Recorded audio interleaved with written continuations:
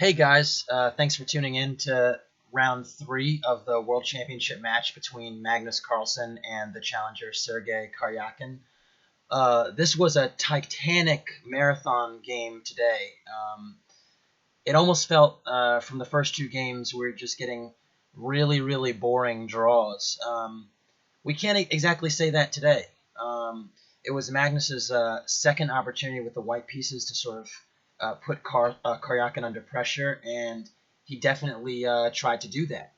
So let's see what happens. So there was a question of how he'd opened up. Carlsen opened up e4, so it did turn out that the previous white opening for Carlsen, the Trumpowski, turned out to be a red herring opening. And we got back to more traditional waters, you could say, with e4 and then e5 by Karyakin. Knight f3, knight c6, bishop b5. And like game 2, we came to a Ruy Lopez. It's a e5 Ruy Lopez, very solid type of positions. Here Karyakin went for knight f6, sort of introducing the Berlin. The Berlin Wall has been a staple in nearly every single World Championship match since the year 2000. Yeah, it's basically in every top player's repertoire if you're aiming to get a solid position with black where you can steer the game closer towards a draw. It's definitely just in the repertoire, and it's also in Sergey's. Karyakin has been known to play d3 pretty much all the time. Carlsen's not to play d3, but in this position he played castles, and he invited the main line of the Berlin. And after knight takes e4, rook e1, we got a bit of a sideline. Typically, the main line goes knight takes e4, and then d4, and then knight d6, bishop takes e6, d takes e6, d takes e5, knight f5, queen takes, king takes, and we get this Berlin Wall endgame, which certainly has its intricacies. It's been analyzed heavily, but I guess a brief summation, I could say that white has a better pawn structure, a 4 versus 3 on the king side, but black has the two bishops as compensation.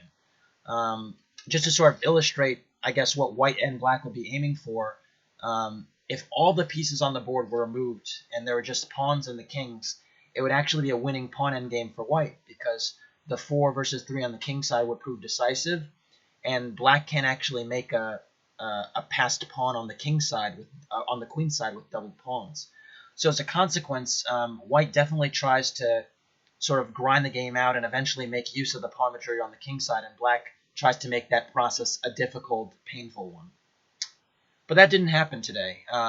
After knight takes e4, Carlsen went for a move he's actually used in the past. He actually used it in a match against Anand as well. He played rook e1.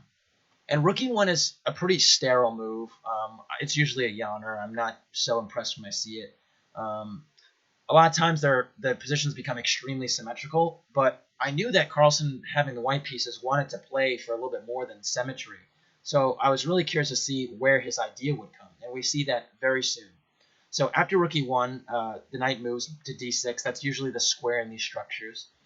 And after here, you don't actually have to take the knight on c6 with bishop takes. You can just play knight takes e5. And the point is, knight takes b5 is impossible because of knight takes c6, discovery check, picking off the queen. So you naturally, after knight takes e5, you have bishop e7, and just sort of blocking against knight takes c6 check. And then you have this move bishop f1. And the point is just to tuck the bishop back on f1, sort of out of the reach of the d6 knight, and then proceed to sort of control the center afterward. Knight takes e5, rook takes e5, castles, and d4. And all this has been played, I think about 1,000 times, really. This specific line has been extremely popular the past 5 to 10 years. Unfortunately or fortunately, depending on how you feel about the line. But here we're going to come to a new idea. So after bishop f6, the rook typically goes back to e1. It's sort of the most natural square for the rook to go. But in this position, Carlsen played rook e2. And even this had been played before, but it had been played in only a few games. I think Rustam Kazimjanov, the Uzbekistan grandmaster, had used it a few times in his games, and it's a bit strange. We say, why put the rook, why put it in the way of the diagonal of the bishop on f1? And well, the reason for that is manifold, I would say. Firstly, you might imagine another rook on a1, maybe getting on e1 and doubling the rooks. So by not bringing it back all the way to e1, you might actually manage to save some time later on in the game. Another idea is just to sort of provoke Black's response, and I think it was really interesting piece of preparation. I know I said really like 3 times there, but you're going to see here. After b6, we see a very interesting position where now the bishop on c8 tries to get to gets to a long diagonal to b7 or even a6. But this is not the standard move in these types of structures. Usually, instead of b6, you see a move like rook e8, trying to sort of trade these rooks. And I think here you might have seen some nuance from Carlsen.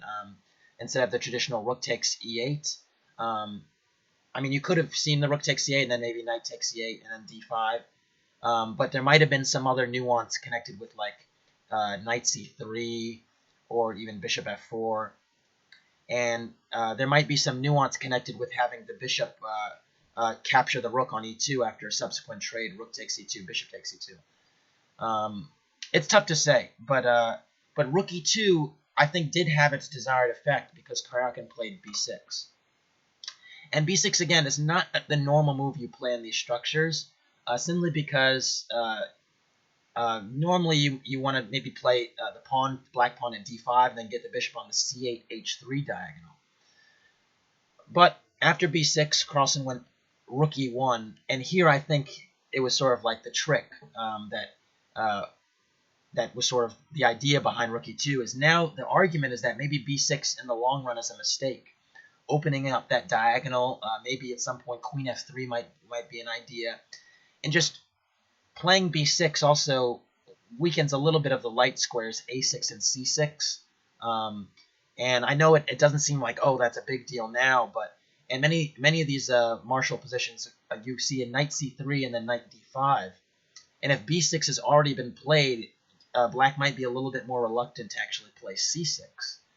So just to illustrate that, if I went, there's just say h6, knight c3, rook e8, takes, knight d5. Already this might be a little bit awkward because the bishop is lacking some space. And again, c6 is not a move you want to necessarily be playing if you've already played b6. So just some thoughts on that.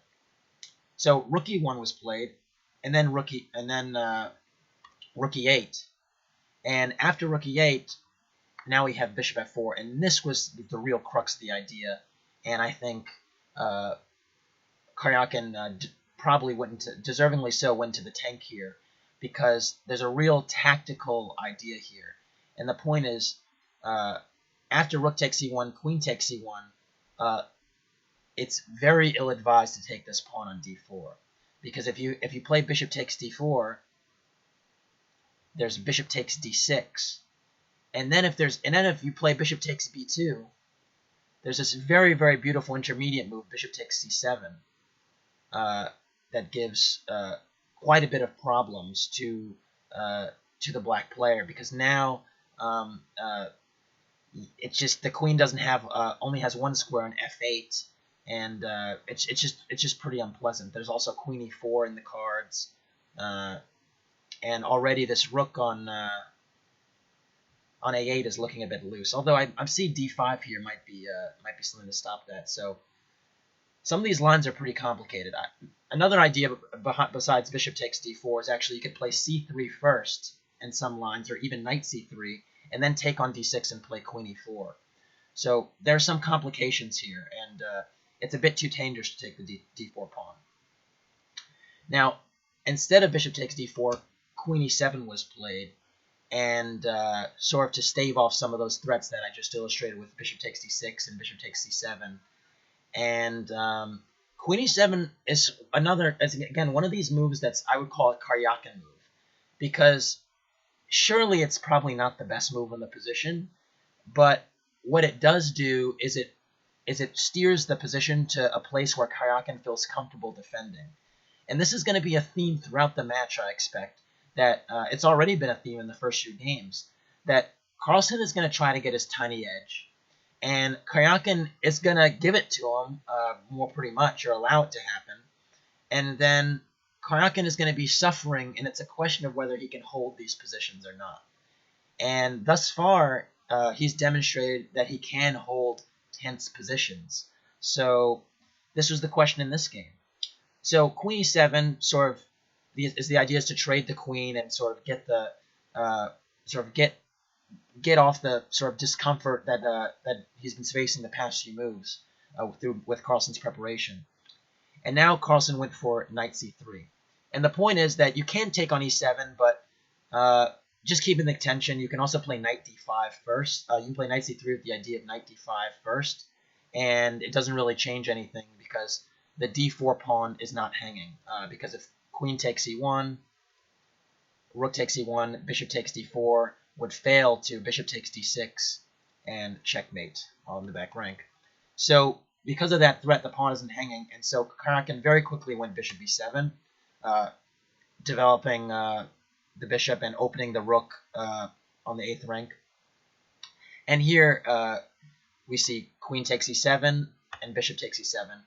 And here I was very surprised by Carlsen's move, because my instinct was to just play bishop d3, or even rook e1. And both ideas are basically similar. I mean, they're sort of interchangeable. Like rook e1, a sample line, king f8, covering that bishop. Remember, rook e8 would be a bad move because bishop takes d6, and having to take with the c pawn because of this pin would be very, very unpleasant. And bishop f6 doesn't make a whole lot of sense either, because of there are a few ideas. Bishop takes d6 might be an idea. Bishop e5 might be an idea. Bishop f6 just doesn't make a lot of sense. So king f8 and then bishop d3, and I thought this position would be quite good for white, because not only are you threatening to take this h7 pawn, if a6, for instance, bishop takes h7, the bishop actually wouldn't be trapped here, because after g6 there's this check, and the king would have to go to e8, and white's just up a pawn and hasn't solved, and black hasn't solved the problems of the pin or the weak king. So that's not so advisable, and here it's already a bit difficult for black to sort of get properly coordinated. I was looking at h5 here, just sort of defending the pawn, and then maybe like h3 or something like that. And I think Carlsen maybe didn't want to go for this ending that might come about with like a rook e8 and then a rook trade. But I thought that was actually the safest way to proceed. Carlsen opted for something a little bit different. He went for after queen e7, knight c3, bishop b7. He actually played a4, and I thought it was also the idea is sort of self-explanatory for those that have sort of seen these structures before. You sort of want to. White's definitely a little bit more active, but needs to create another sort of lever, another weakness. And the threat of playing a5 is very devastating. Just a sample line, like if h6, a5 is very, very annoying. Just sort of opening up another flank, potentially getting the rook the a file, and already the rook wouldn't really want to leave the a file because of white can open up the file. So if like rook d8, a takes b6, a takes b6, and a rook entering on a7, for instance, would not be fun. So like if rook a7 already, it's a bit unpleasant. You could if like rook a8, maybe you'd have like bishop takes d6. Certain lines like this are not so advisable.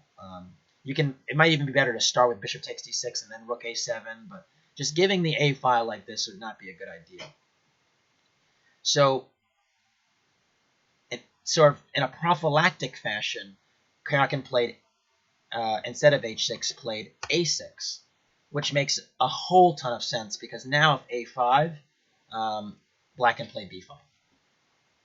So a4 I thought was an interesting move and one that I hadn't considered. I was a little bit concerned whether or not this sort of weakened the b4 square a little bit, but it's tough to say. I mean, I always like to say squares are not really weaknesses unless they can be exploited, and it can't really be exploited yet, but it was something I was a little bit concerned about.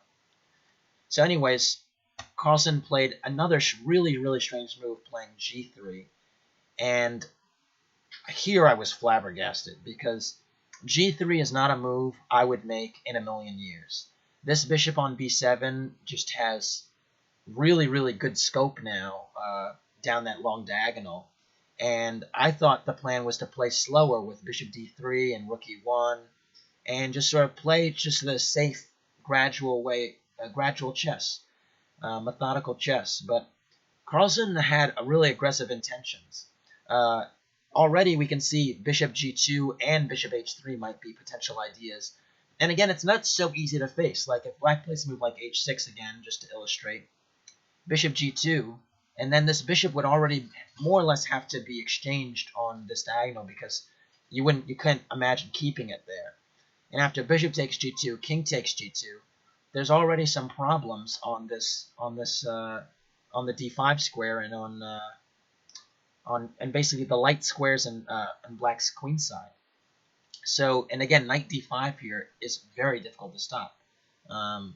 I mean, making a move like c6 is a pretty ugly way of stopping d5, and the pawn structure is a little bit suspect with the knight in front of this d-pawn. So, but again, it's black's turn here, and again, g3 just, it didn't jive with me because it just weakens that diagonal, and Karjakin came up with a perfect recipe after g3 by playing g5. And I think this is sort of, again, going to be the theme throughout the match, and it has been thus far, as Carlsen isn't playing not necessarily the best moves all the time, but trying to play for chances, trying to get Karjakin a little bit confused. And the question is whether Karjakin can be up to the challenge or not. Can he respond with moves that will sort of beat back whatever Carlsen's plan is? And it's a little bit of trickeration because Carlsen could have played the slower, gradual plans that he's typical of playing, but he wanted to get it a little bit of creative and uncharted waters to sort of confuse Karjakin. But g5 is just a cold-blooded and accurate move, disrupting the coordination of the bishop on f4, really forcing it to move back or to capture in this case. But just before bishop takes d6, if a bishop moves away somewhere, like let's say bishop d2, already knight f5 is a move, and you can see that this diagonal becomes a problem because now the knight is hitting d4. It certainly can't come to f3 because that would be devastating. And again, it's just not, now black's starting to gain card coordination and white's losing it. So Carlsen took and now loses the two bishops after bishop takes d6, bishop takes d6. And here, it's very hard to see if Carlsen really has an advantage anymore because definitely down the two bishops. There are some light squares that are weak in black's position, specifically f5, and maybe even some of the light squares on this diagonal that the b7 bishop is on, with like e4 and d5. But as long as the bishop on b7 is there, they're tough to exploit. And so Carlsen's next move aims to sort of change that by playing bishop g2. And I think this is sort of the idea of the past few moves that he was thinking is, if I can get rid of that bishop on g2, I can have a good knight versus a questionable bishop ending and maybe play on the light squares. So bishop takes g2, king takes d2. And again, a worse player here could easily slip and fall into trouble. For example, if let's say a relatively lazy move like h6. Now knight d5 is a really good move because not only do you threaten knight f6 check, but you also are just angling to get this knight to f5. So if like king g7, knight e3, Now white would have a significant edge, positional edge at least, connected around this f5 square. I can imagine maybe playing g4, knight f5, or even just eyeing the f5 square means something. But Sergey Karjakin, ever the alert guy, plays f5. And it's cool, cold-blooded, and just demonstrates a good understanding of the position. Holding the fort, holding those light squares under control while the bishop controls the dark squares. And here I don't think Carlsen has any advantage, really, because the knight only has the d5 square, and again, black is starting to coordinate. The king can come to f7, the rook will come to e8, and then it will be a little bit easier to play with the knight, so the practical chances will be with white, but black shouldn't be seriously worse. So we see a sequence here sort of where the knight tries to get into the game and get active, and knight d5 is part of that. So knight d5 hitting f6, black plays king f7, then knight e3, again attacking the f5 pawn, black plays king f6, and then knight c4. And again, Carlsen's trying to relocate somewhere. The knight comes to c4, eyeing d6. Still not ideally placed there, but on a square where it's threatening some things. I was a little surprised by Karjakin's move. He played bishop f8. As someone that knows the rook endings well, and sort of just as a cold-blooded rook endgame customer, I thought that a player of Karjakin's caliber would just play rook e8. By just taking control of the file and one open file, you get enough counterplay to hold the game. And again, knight takes d6, c takes d6.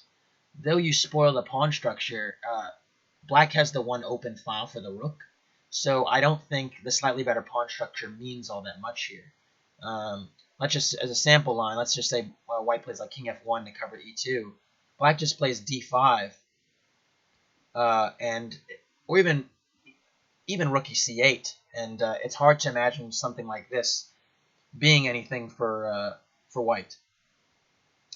But again, Karjakin maybe just didn't want to get pressed in a rook ending. Carlsen is good at these types of things. So knight c4, bishop f8, retreating the bishop, and now white takes the file with rook e1, and this is where I thought Karjakin started to slip a little bit, because I think white was starting to get a little bit of activity here, and Karjakin played rook d8. Sort of a passive move. It should be okay. Black doesn't have any major problems or weaknesses, but a little bit passive. And now Carlsen takes his chance by playing f4. And f4 just essentially carves out space on the king side and tries to sort of establish some control. And again, it might not make sense to some amateur players out there to put the pawns on the dark squares, especially when black is a dark squared bishop. But sometimes you put the pawns on the dark squares to actually restrict the activity of the opposing bishop.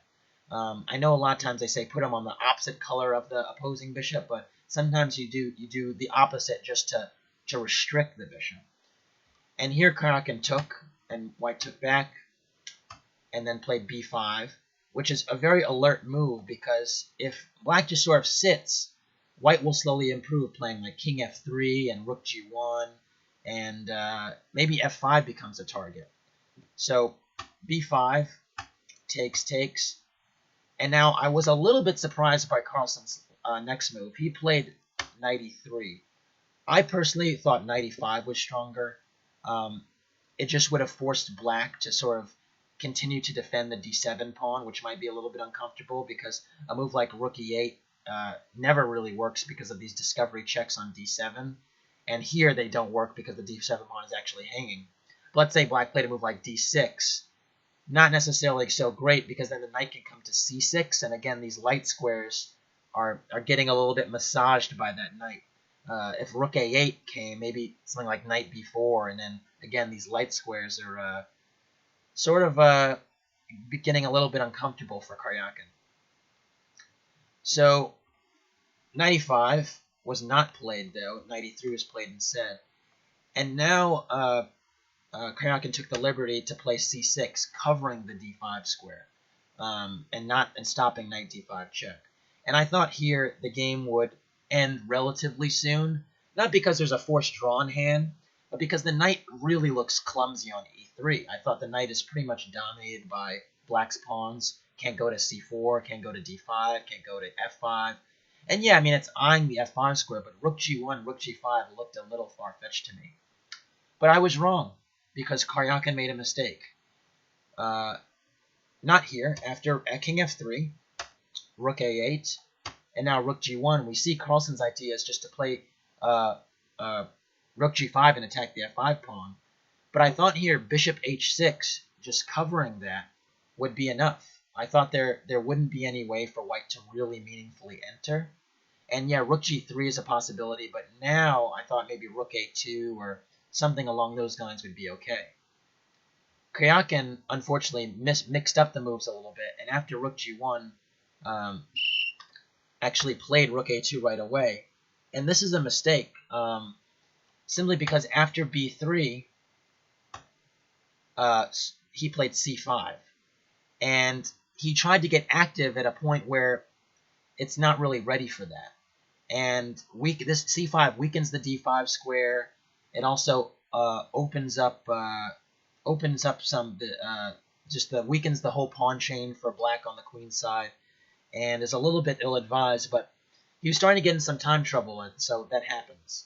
And now you allowed this really, really nice resource from Karjakin, by Carlsen with rook g8, and it's a beautiful, beautiful move because the point is that you hit the bishop, you force black to go back with the king f7, and then rook g2, and you're hitting f5 now that the king has gone to f7.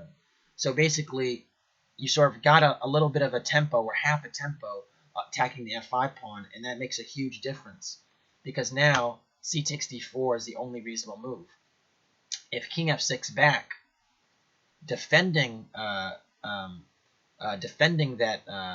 pawn on f5, now there's rook g5 is a little bit unpleasant, and even more importantly than that, it's the connection of d takes c5, bishop takes c5, and this really, really cute tactic, knight takes f5.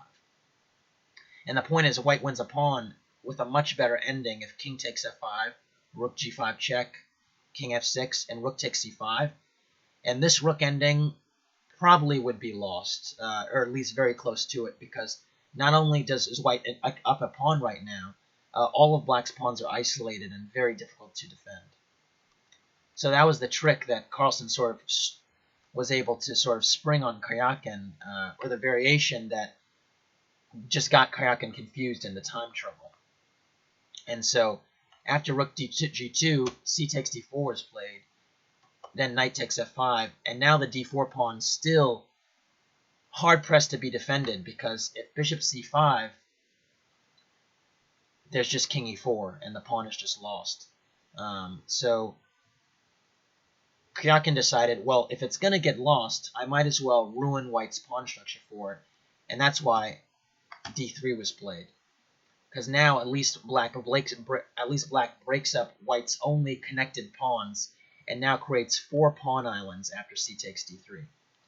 Now it's important not to trade the rooks here, because that would be a losing ending. The extra f pawn for white would prove decisive, and then white could essentially just use the king and the knight and shove the f pawn off the board.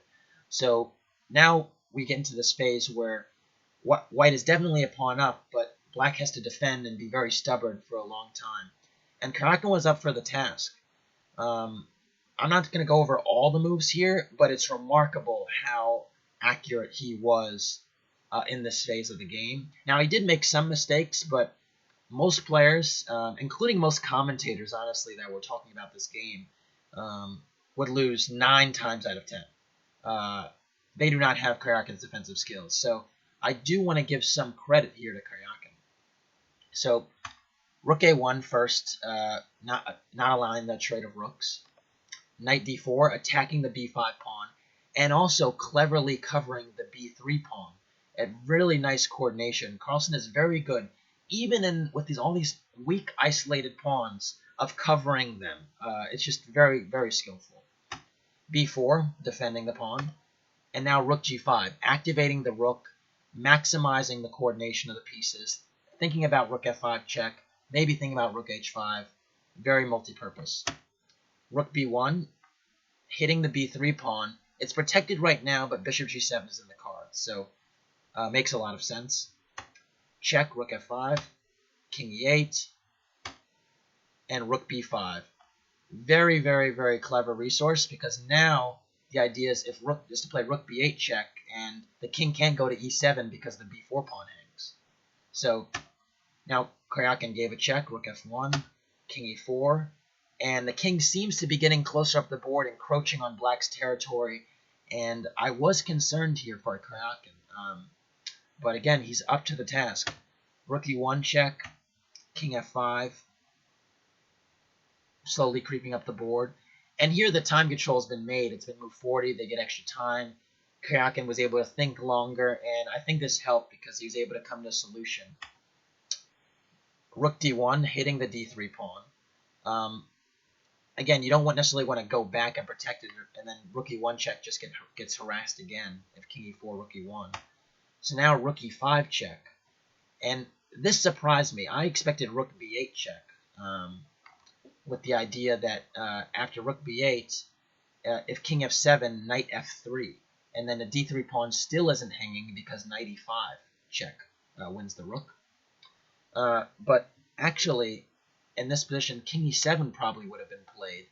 And again, even after rook takes b4, it's not so clear after rook takes d3 that this is so easily winning. And there are also some other lines, like maybe king f7 could have been played. I don't know. It's Carlsen went another way. He played rook e5, king f7, and then rook d5. And his point was just to get rid of the d pawn and trade the d pawns for each other, and then try to just make do with the extra f pawn. It proved to be not enough. After rook takes d3, rook takes d7, king e8, rook d5, rook h3. Now we're in the phase where real precision is required, because this king on e8 can be very weak. And the king on f5, the rook on d5, the knight on d4, all very concentrated around black's king. So I was very, very concerned. I actually was pretty certain that even though the evaluation might not be winning, that Carlsen would win the game. He just wins these kind of games. So I was really impressed by the technique here. But anyways, Carlsen played rook e5, king f7, rook e2, defending the h2 pawn, and now bishop g7. And here it's clear that Carlsen's probably going to lose one of these pawns, because it's hard to defend b3 now the knight's attacked. The rook is already defending h2. He was going to try and jettison these pawns at some point for some sort of attack on this weak king on f7. And so we see sort of the start of that with this knight c6 move. Very, very, very tricky. Now, if rook takes b3, which seems like a natural move, now knight d8 comes. And it's already very, very, very dangerous for the black king. The king having to go back to the back rank is never really a welcome thing. And yeah, king f8 and king g8 look bad. Like if king g8, rook e8 check just wins on the spot, because the king can't go to f7, and bishop f8, knight e6 just wins the bishop. And if king f8, yeah, it doesn't feel good to me, because now knight e6 check, king somewhere, let's say king f7, and I want to say some move like rook d2 might be on in the cards, and somehow getting the rook to the 7th rank looks very, very dangerous, if not winning. So already the b3 pawn was not exactly one that you should be taking, and that's why Karjakin played rook h5 check, pushing the king back. Sort of, now that the kings have the opposition right now, it's important to force the king back. Both sides are trying to force the king back, and black did it first. So king g4, rook c5, again, very, very precise, harassing that knight before it can do any real damage. Keep in mind now, knight d8 check doesn't have the same effect because the king can actually step forward. So now king g6, and there aren't the same type of dangers as if the king had to go to the 8th rank. Yeah. So rook c5, knight d8, king g6. This actually happened. Knight e6, hitting the rook and the bishop. And now h5 check, another accurate in-between move, basically forcing the king back before something really bad would have happened with f5 check or something like that.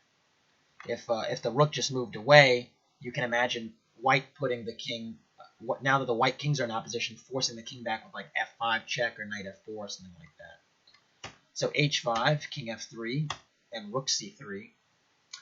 And again, Karjakin is just every time pushing, just solving every problem that Carlsen poses for him. So, tough. King e4, bishop f6, rook e3, and now h4, another really, really good move. And the point is that trading rooks really does nothing for White's chances here, because the passed b pawn, or the passed c pawn rather, after b takes c3, would be too much for White to handle. After something like this, you'd already have to try and stop this pawn, and then after king d3, king f5, Black would pick up the f4 pawn after the knight moves, and it would just be a draw. Or even worse, honestly, because now this h pawn might be a little bit weak. So that was out of the question. And then, so h3 was played, fixing the pawns on light squares, and fixing the black pawn on a dark square. Rook c1, knight f8, king f7, knight d7. And here, basically, Carlsen is just trying to carve out more tricky prospects, trying to give his own king some space to sort of advance. Because whenever the king goes backward, the black king goes backward, the white king wants to go forward, go to f5. Be protected behind its f-pawn. Sort of use the last remaining pieces to sort of push black and encroach on black's last few ranks. But Karjakin was having none of that. Knight d7, king e6. Remember, in all these positions, if you notice, black's king is always sort of maintaining opposition with white's king on the 6th or the 5th rank. And that's important because if it was on the 8th rank or the 7th rank, it'd be bad. Knight b6, rook d1, and f5, finally forcing the king back, but at a price to white's king, because really white wanted his king on f5, not the pawn, because now the white king has no shelter from checks. So that's an important feature here. Because now after king f7 and knight c4, Carlsen has maintained to get pretty good coordination. The b3 pawn is protected, the f5 pawn is protected, and the h3 pawn is protected. In fact, everything in white's position is protected. But the problem is that the king will be naked if the rook ever tries to get active. And that's essentially what happens, because after rook d4 check, the king has to go back again and can't go forward. And bishop g5, Karjakin is just disrupting the coordination of the white pieces. So rook e4, rook d3, king g4, trying to make something here. And this is where Carlsen just goes for. The knight is as ideally placed as it's ever going to be, and the rook is pretty much as ideally placed as it's ever going to be. And so now the king has to get there as well. So king attacks the bishop, and then after rook g3 check, king h5. And although this king is on the side of the board, it's sort of getting closer and closer to black's king and eyeing the h4 pawn. And this is sort of the best coordination that white's ever going to get. And after bishop b7, Carlsen plays another fantastic move, knight e5 check, which makes it very, very difficult for black to hold the bishop, because there's any move that black makes, including king f6, actually loses it. If you played after knight e5 check at king e8, there would have been knight g6, or ending the game immediately because of this pin on e7. If king f8, knight g6 check, the same. and king g8 is pretty much out of the question because of knight g4. And now that the king is back on the back rank, and this bishop is attacked, it doesn't really matter that these h3 and b3 pawns are hanging. As we said before, if like bishop c5, king g6, you do not want opposition on the back rank. This would just be the dream for white. So after knight e5 check, Karjakin had to step up. And then there was a check again on g4, and Karjakin went back. And here Carlsen played an incredible move, which most people thought would have been the end, rook e6. Because now that king can't step up, and knight e5 check is a real threat. But man, Karjakin's defensive skills are good, because he takes on h3 and just recognizes that I'm going to give up the bishop, but if I take these pawns, and white is just left with a knight and a bishop, a knight and a rook versus a rook, that's just a draw. So he just recognized at the right moment that he could try and get to a drawish ending. And so Carlsen gets the knight e5 check in, king g7, and after rook takes e7, king f6. And he loses the bishop here, Karjakin does, but he regains another pawn. And so knight c6, and now king takes f5 played, and that was the blunder. That was the first real mistake in Karjakin's sequence of high-class defensive moves, world-class defensive moves, for a while, for the past few hours that he was playing the game. Instead, he should have actually considered playing rook c3. Rook c3 would have dislodged the knight from protecting the rook, and so white would have to play rook e6 check, and then after king takes f5, now there's knight d4 check and king f4, and this may or may not be a win. It's really tough to say, but this would not have been a win at all. This would have just been a draw because the h pawn is too much of a distraction for white. And the fact that black can actually play rook d3 and attack this knight at any point makes it very difficult to hold on to the b3 pawns. This just would have been a draw. But instead, Karjakin played his first defensive mistake of the game that was really, really big. King takes f5, because it allows a move that's a computer move that's pretty damn near impossible to see unless you're an engine, or sometimes, or most of the time, Magnus Carlsen. It allows rook e1, and it's really an amazing move. The point is that the b3 pawn is not hanging because knight d4 check forks the king and the rook, and you actually continue to cut this king off from the play, from the field of play on the e-file.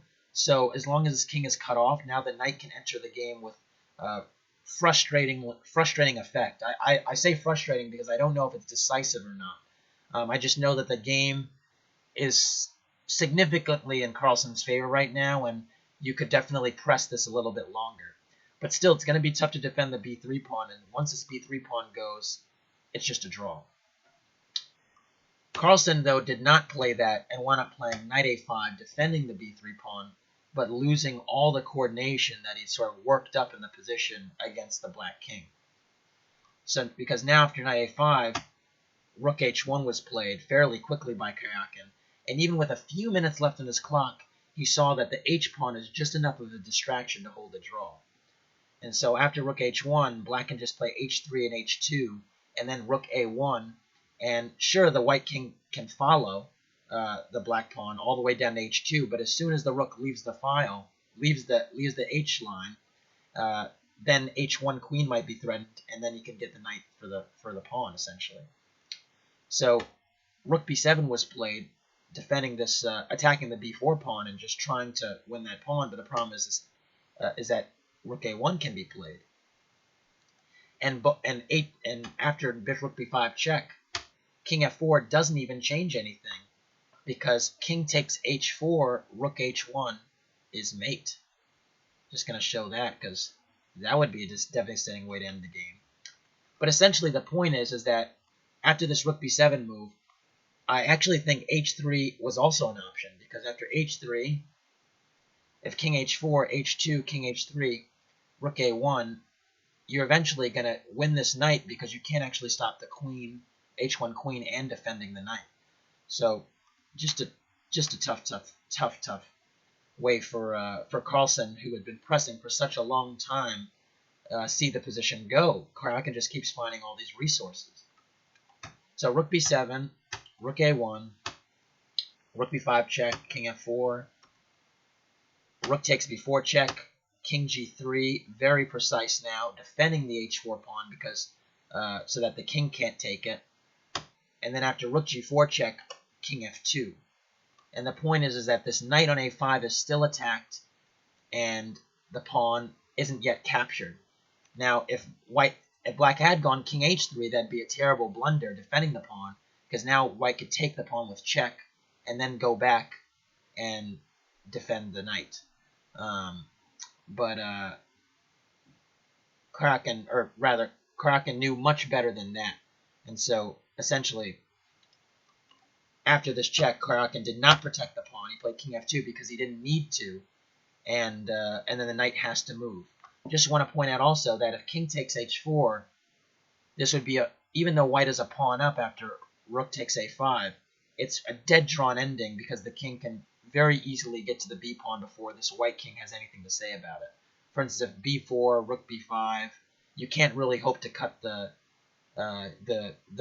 black king off. So if like rook c6, king e3, king g4, king d3, you can't protect the b pawn and cut the king off. So it just doesn't work.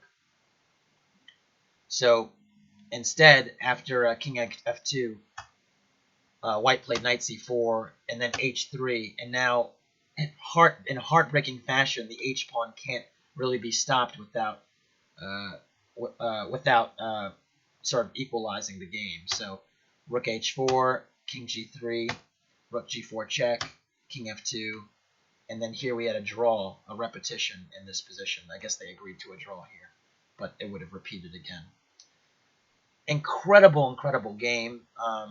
I think it did start out sort of slow, sort of boring, frankly. The Berlin is not necessarily everyone's cup of tea. It tends to lead to really sterile technical positions. But I think that's really where the match has been going is, like we said, the contours of the match are that Carlsen, in his white games at least, is trying to play with small technical advantages that he is going to try and squeeze over a long period of time, and Karjakin has to defend them. And Karjakin, boy, has he defended them impressively both games with black. Now, Karjakin's going to have to put more pressure in the next white game, which will be his tomorrow, to really do anything. But after a game like this, it's tough to say who has the psychological edge. Does Karjakin have the edge knowing that he's defended in a typical Carlsen style for 2 games? Is Carlsen frustrated because he didn't seal the deal or he didn't pose enough challenges to make Karjakin break? Or does Carlsen feel good that in the next few games in which he does have white, he's really going to press the envelope? I say all this about the white pieces because I don't actually think, unless it comes to a period where there's like real desperation or a blunder, it's highly unlikely that either of these players will actually win a black game.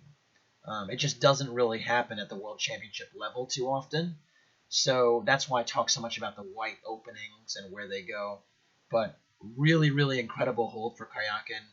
It turned out to be a titanic affair, nearly 7 hours. I think it was like 6 hours and 40 minutes or so. And yeah, hopefully we get more of this, because at least if the games are sort of sterile, boring openings, it's important that they're long. It's important that they're not draws before move 40. It's important just for the state of chess as a whole that the match is a little bit more exciting.